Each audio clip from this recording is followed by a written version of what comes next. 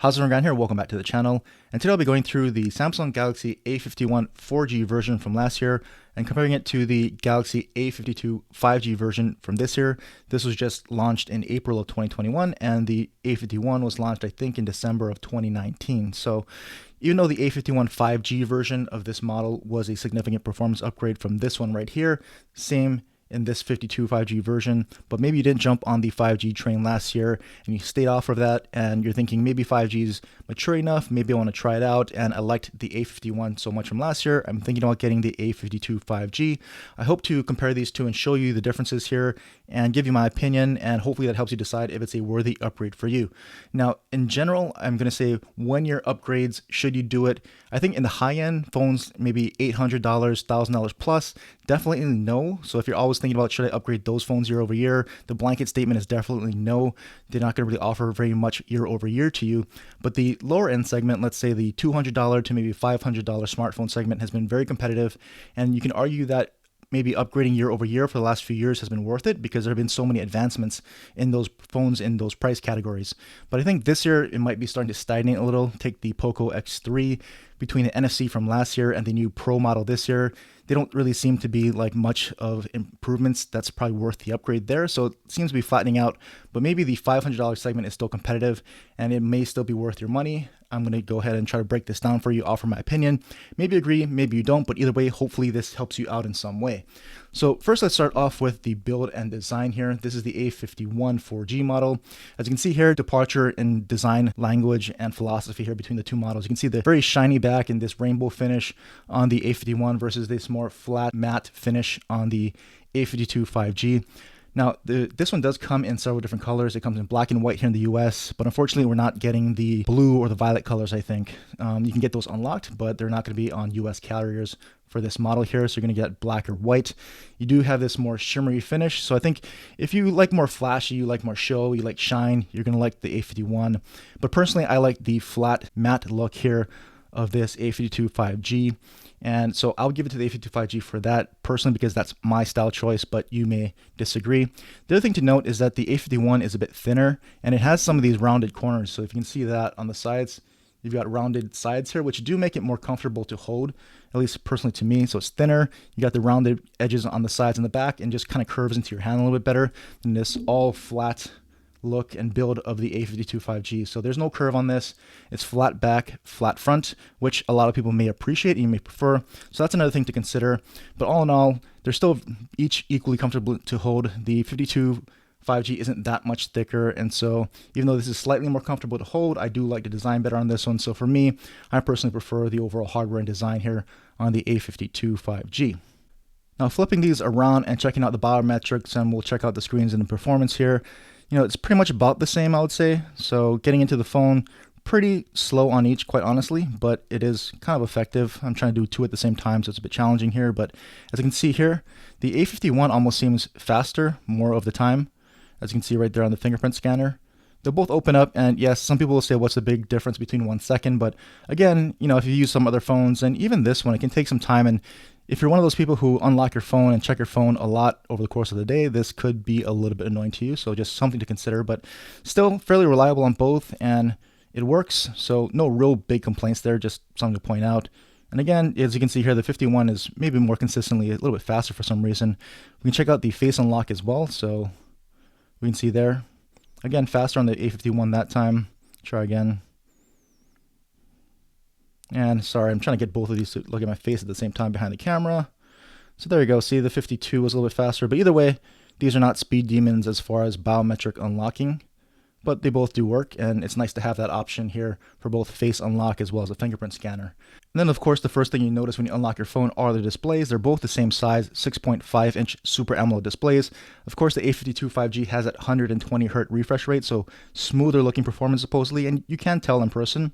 But if I'm just flicking through things and scrolling through things, they're both pretty quick. The A51 is still pretty quick. I think the performance on the A51 has improved over time.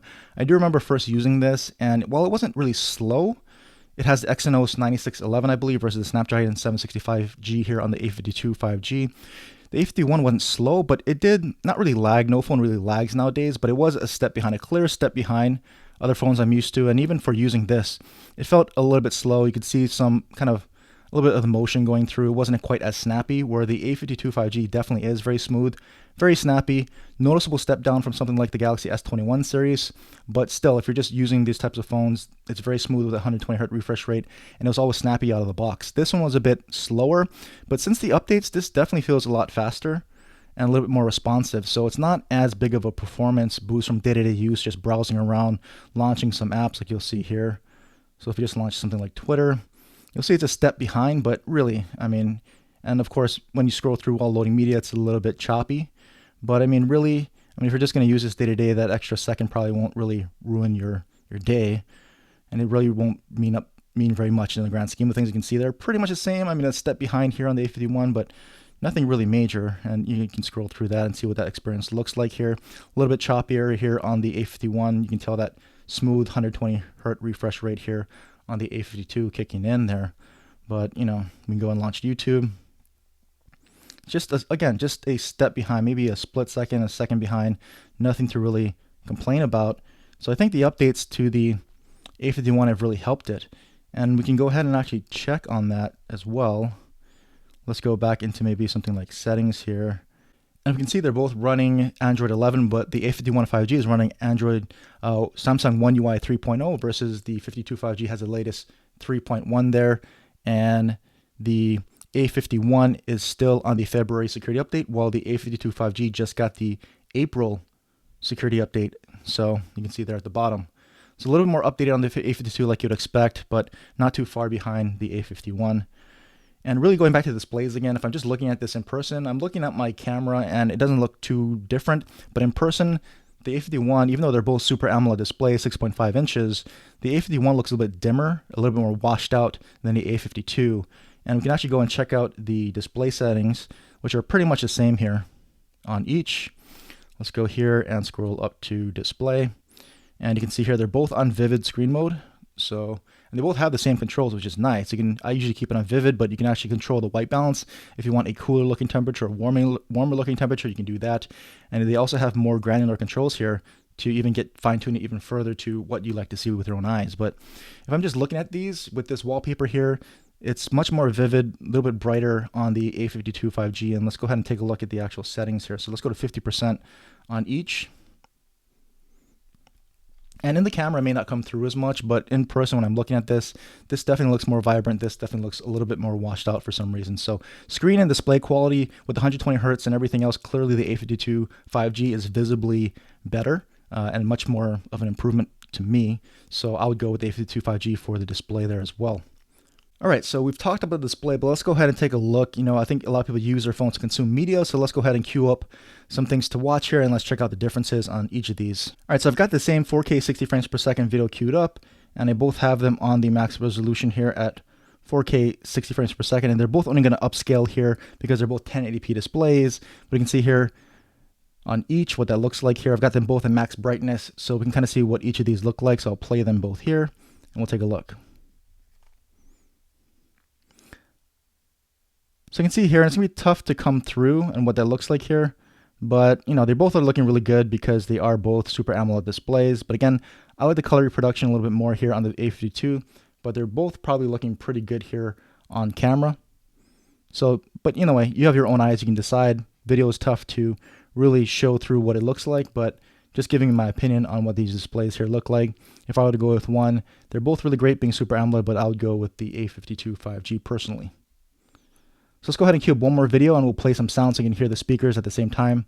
All right, so I've got a video queued up, so we're going to play it and listen to it with some sound here. I've got the sound pumped all the way up. We're going to check it out on the A51 first. You can see there, A51. And let's go ahead and check that out first, and we'll check out the same video on the A52 for comparison. So let's go ahead and play it.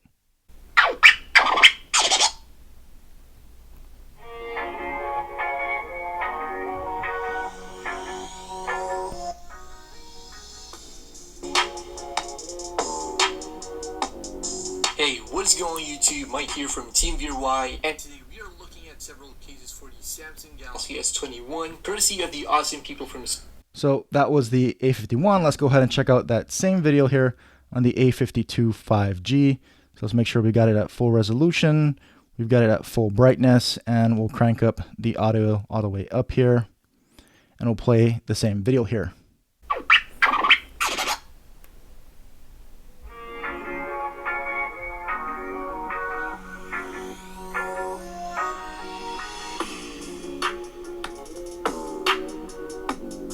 Hey, what's going on YouTube? Mike here from Team VRY, and today we are looking at several cases for the Samsung Galaxy S21, courtesy of the awesome people from Speak.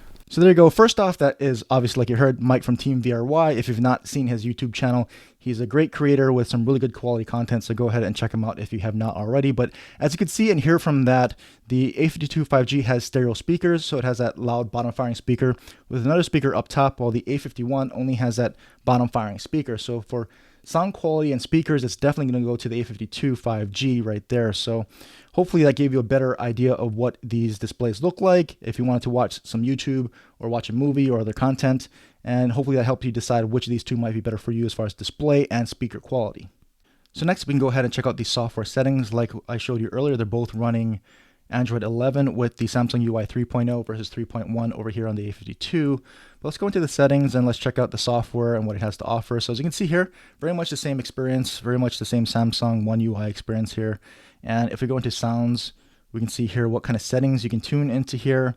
And if we scroll through here to the bottom, sound quality and effects, pretty much everything up to that point was the same. You can see here they both have Dolby Atmos. And so if I go in, let's go ahead and check this out. The one thing to note here is from the quick settings menu, if I turn on Dolby Atmos here, you can see here this effect only works with Bluetooth and headphones. So it's not going to be for the speakers, but you can access it from the quick settings, and they both have that Dolby Atmos experience.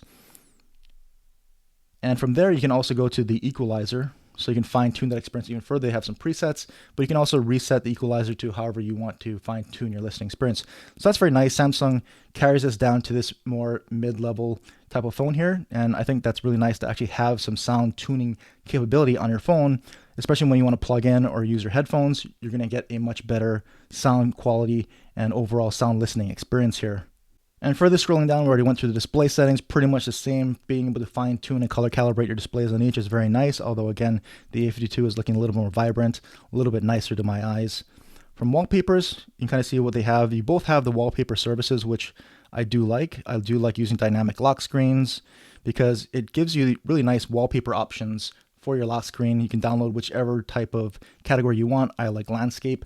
It gives you these really nice looking landscapes randomly on your lock screen every time you unlock it, so you can see that there. Would be nice if they carried this through to the actual display wallpapers and not just on the lock screen, if you could have it on your home screen as well, because these wallpapers are really nice, and you can see just unlocked there. So again, just a nice little feature that you have on each dynamic lock screen.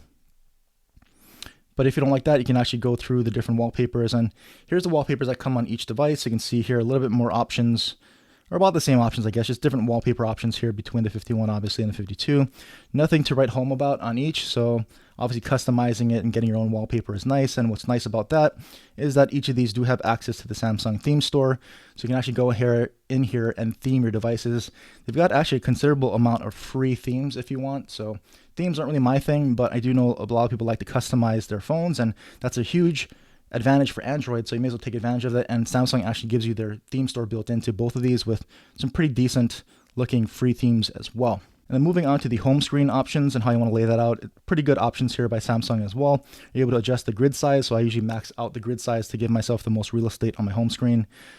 You also have other features here like app icon badges, swipe down for notification panel, so you can swipe down your home screen to access that notification panel, rotate to landscape, etc. What you don't have is custom icon packs. So that's one thing I would like Samsung to add here to their stock launcher, but obviously being Android, you can always just get your own launcher and load your own icon pack if you want, or just like I just showed you, download a theme from the theme store. But it would be nice to add icon pack support to their actual stock launcher. And next we can check out the lock screen settings. You can see always on display is an option here on both these phones, which is nice for those of you that like always on display. So we can all leave it to show always here. And so if I turn them off, you can see here what the always on display looks like. And we'll try to get back into the phone. And you've got some decent option here. So you can see the clock styles that you have. So you've got the same clock style options here on both phones. And of course, you can go ahead and choose a specific photo that you want from your gallery or use different themes. They've got animated GIFs. So a lot of options to customize your always on display as well. We've already gone through biometrics and security. You have the fingerprint scanner and the face unlock that I showed you. Again, not the fastest, but nice to have those options here. And we can go into advanced features. You can see you have access to Android Auto on both of these phones. So if you want to run Android Auto in your car through these phones, you can do that, connect it to your car. You also have call and text on other devices and link to Windows, which is nice. So if you want to be able to, if you've got a Windows machine and you don't always want to be tethered to your phone, you can actually answer phone calls, do text messages, access your phone photos, all that stuff on your PC if you want to, using that link to Windows feature. So that's a nice addition there for you Windows users out there. And side key, this is pretty key for those folks who by stock and by default out of the box, you're going to have Wake Bixby on your button here. So if you don't always want to wake up Bixby and you want that to be more the traditional access your power menu, this is where you'll change that. By default, again, it's on Bixby. Here's where you can change your power button to actually act like a power button. And you can also double press the power button if you want. And if you don't want that because you accidentally always double press it, you can always disable it. But if you do want it, you can customize it to either launch your camera or open a specific app. I've got it for my camera quick launch. So that's nice options there. And we can check out the gestures and motions. This is nice. Samsung still has a decent amount of motion gestures. So you have lift to wake if you want. I turned that off just to conserve some battery. I don't always want it waking up. But you do have double tap to turn on and off the screen. So if I do go ahead and from my home screen menu here, I can double tap, it'll turn it off. Of course, if I double tap, it'll turn it on. And we'll use the fingerprint scanner to get back in here. Again, see, this is what I'm talking about. It's not the fastest. You kind of got to hold them down. And it's a little bit tricky using both phones, but still, you know, that's kind of what I'm talking about with the fingerprint scanners. Not the best. And then you do have things like keep screen on while viewing, which is nice. So as you're constantly looking at your display, it won't automatically time out and turn off. Again, alert when picking up your phone. So if you haven't been by your phone for a while, you pick it up, it'll alert you to anything that came through.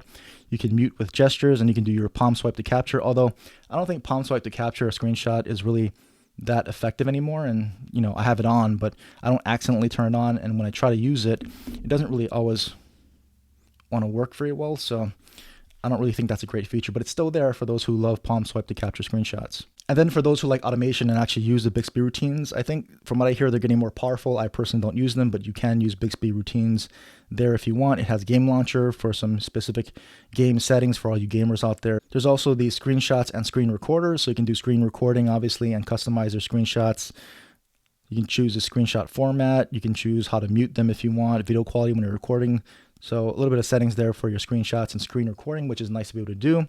So a lot of kind of features here, as you would expect from Samsung, and they carry that down into these more mid-level type devices, which is really nice. All right, so let's talk battery life on these two phones here. So the A51 has a 4,000 milliamp hour battery capacity, while the A52 5G has a 4,500 milliamp hour battery. So slightly larger on the A52 5G, but it will probably need it. It's a little bit more power hungry, has a 120 hertz display, but either way, both relatively large batteries here. But in real life, my usage day to day, I was getting actually better battery life here on the A51, probably because of all those things that I just mentioned. So on the A51, I'm getting anywhere between 8 and 9 hours of screen on time over 1.5 to 2 days off the charger.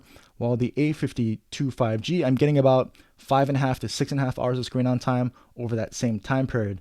So significantly better battery life here on the A51, just because, again, maybe it's less power hungry. It doesn't have the high refresh rate display. All those things add up to a little bit better or significantly better battery life on a slightly smaller capacity battery. But on the A52 5G, you have slightly faster charging. The A51 has a 15 watt fast charging, if you want to call that fast. The A52 5G has 25 watt charging that it supports, although the 25 watt charging brick does not come in the box. But if you do get a 25 watt Samsung charger, you can charge this in 50% in about 30 minutes. And that claim is pretty much true. This will charge to 100 in just over an hour in my actual usage. So pretty good on the charging speeds there on the A52. So a little bit faster charging on the A52 than the A51, but significantly better battery life here on the A51 than the A52. So if you just want pure battery life, I'll go with the A51. It's actually significantly better than you're going to get here on the A52. But again, the A52 is not bad. I mean, 5.5 to 6.5 hours screen on time with 1.5 to 2 days off charge. That's still pretty good. I would say any phone that gets you through a full day is good. And if you get 1.5 to 2 days plus, that's pretty good. So I would say that the A51 is very good as far as battery, and the A52 is just good, but they both will get you through at least a day. Lastly, let's talk cameras here. So you both have quad camera setups on each of these phones. The A51 has a 48 megapixel main sensor, while the A52 5G has a 64 megapixel main sensor. And the main difference there, not just the megapixel count, but the A52 5G has optical image stabilization built into that lens, which to me is just huge. I can notice a real difference there with the optical image stabilization here on the A52 5G. Really eliminates that handshake, much better stabilization, and much better in low light performance. And so what that really translates to in real world usage is not just better low light photos and videos, but you're also going to get better first try photography, meaning the ease of use is a lot better. I didn't have to take as many photos and retry those takes with the A52 as I would with the A51. So much better overall ease of use, performance, and better quality as well on the A52 5G, which you're about to see. The rest of the cameras are the same. You both have 12 megapixel ultra wide sensors, and you've got 5 megapixel macro and depth sensors on each. So all those are untouched. You've got the same 32 megapixel front facing camera as well. So again, real differences in that main sensor, and the camera quality, at least to my eyes, is significantly better here on the A52.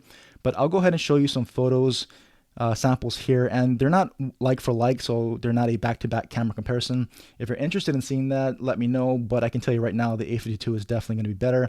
And other than not back-to-back direct comparison photos, I'm going to show you photos from the A51 first and then the A52, and this should give you a feel for how the cameras are performing and what they really look like here.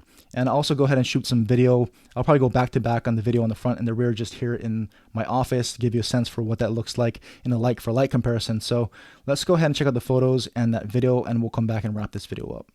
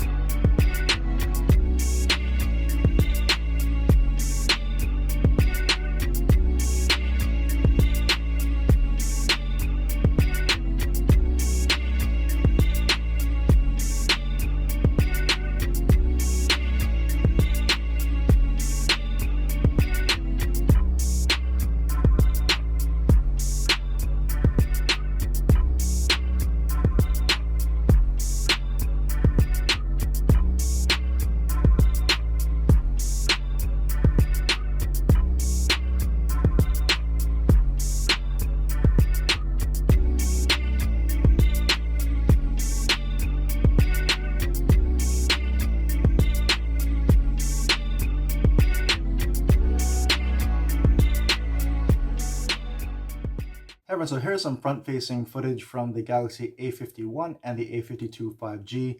Both of these are recording at 4K 30 frames per second, which is pretty awesome that each of these front-facing cameras can do that. It's just not going to be stabilized, which is fine for just front-facing sit-down videos like this. But if you want to walk around and talk, they're both not stabilized at 4K, and you're probably better off at something like 1080p. But it's really nice that these front-facing cameras have 4K recording. There are some actual higher-end phones that don't do 4K recording from the front-facing cameras, so that's nice to see from each of these phones here. So let me know what you think about this front-facing video, and if you see any differences, and if you prefer one or the other. But just want to give you a quick sample here from the A51 and the A52 5G front-facing selfie cameras. Hey everyone, so here's some rear-facing video from the Galaxy A51 and A52 5G. This is being shot at 4K 30 frames per second on each. And what's interesting is that the Galaxy A51 actually has stabilization at 4K, whereas the A52 5G does not. So hopefully Samsung can update the A52 5G with stabilization at 4K. It can stabilize up to 1080p, but not at 4K. So that's just something to note here, and which I find a little bit odd. But otherwise, this is the 4K recording that you're going to get from each of these phones. I want to give you a quick sample to give you a feel for the differences, if you're seeing any, between these two phones in just this kind of a sit-down setting here in my office. So Let me know what you think about the rear-facing camera footage on each of the phones and if you see any kind of a difference. And let's hope Samsung updates the A52, just like how it has the A51 to include stabilization at 4K. So there you go. Now you've seen all the photos and videos. What do you think? Let me know in the comments. But to me, I think the A52 5G, at least from my eyes, were clearly better for both photos and videos. The OIS and the main sensor definitely helps. Everything else from ultra wide should be about the same. Front cameras relatively the same. But really, if you're really into taking photos with the main camera, which I'm sure most people are, to me, it's a significant difference here on the A52 5G. And probably that alone for me personally, since I'm a big camera guy, is worth the upgrade there. But do let me know if you saw any other differences. Personally, I think the A51 still does take more than passable photos. I think they look very good. If you're not overly critical about your photos and you're not doing a lot of low light photography, I think the A51 is still going to be more than good enough for you for cameras.